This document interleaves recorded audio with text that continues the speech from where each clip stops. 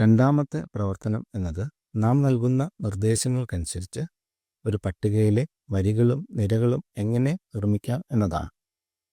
ഇവിടെ നൽകിയിരിക്കുന്ന പ്രോംപ്റ്റുകൾ ChatGPTയിലോ ജെമിനിയിലോ ഡീപ്സീക്കിലോ നൽകി അതനുസരിച്ചുള്ള പട്ടികകൾ നിർമ്മിക്കുക.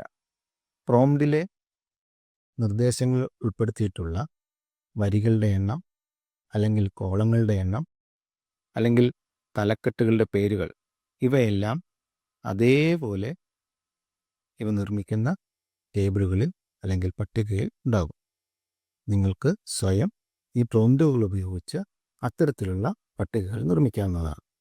മൂന്നാമത്തെ പ്രവർത്തനം പട്ടികയിലെ ഏതെങ്കിലും വിവരങ്ങളുടെ അസെൻഡിങ് ഓർഡറിലോ ഡിസെൻഡിങ് ഓർഡറിലോ അല്ലെങ്കിൽ ആരോഹണ ക്രമത്തിലോ അവരോഹണ ക്രമത്തിലോ ക്രമീകരിക്കപ്പെട്ട അല്ലെങ്കിൽ സോർട്ട് ചെയ്യപ്പെട്ടിട്ടുള്ള പട്ടികകൾ നിർമ്മിക്കുക എന്നതാണ്.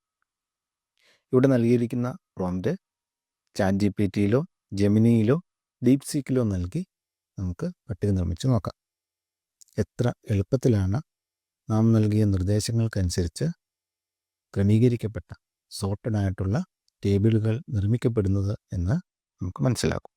ആർട്ടിഫിഷ്യൽ ഇൻ്റലിജൻസിൻ്റെ സഹായത്തോടെ പട്ടികകൾ നിർമ്മിക്കുവാനും അതോടൊപ്പം പട്ടികയിലെ വരികളുടെയും നിരകളുടെയും എണ്ണം, അവയുടെ തലക്കെട്ടുകളുടെ പേരുകൾ എന്നിവ നിയന്ത്രിക്കുവാനും അതോടൊപ്പം ക്രമീകരിക്കപ്പെട്ട സോർട്ടഡ് ആയിട്ടുള്ള പട്ടികകൾ നിർമ്മിക്കുവാനും നാം ഇപ്പോൾ പഠിച്ചു കഴിഞ്ഞു. ഇനി ഇവിടെ നൽകിയിരിക്കുന്ന പ്രോംപ്റ്റുകളും നിങ്ങളുടെ സ്വന്തം പ്രോംപ്റ്റുകളും ഉപയോഗിച്ച് നിരവധി പട്ടികകൾ നിർമ്മിച്ച് പട്ടിക നിർമ്മാണത്തിൽ നിങ്ങളുടെ വൈദഗ്ധ്യം വർദ്ധിപ്പിക്കണം.